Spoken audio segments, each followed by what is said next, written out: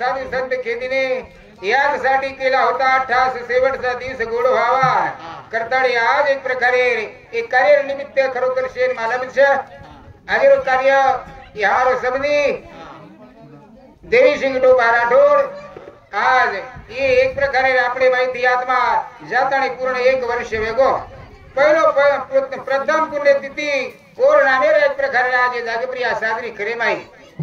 करताळी हमारे साधु संत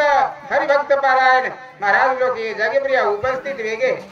एक प्रश्न महाराज के दिलो काही काही क्रिया कर्म लखायो आत्मज्ञान बिना सारी छूटो जो नरे आत्मा जाने वालो जोगी ये जगेरो रंग लूटो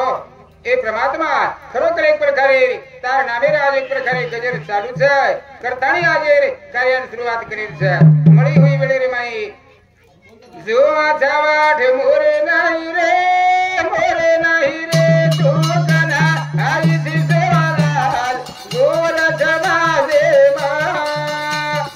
ओ रे कना आई थी सेवालाल गोर जमाजे मा जो कना आई थी सेवालाल गोर जमाजे मा कना आई थी सेवालाल गोर जमाजे मा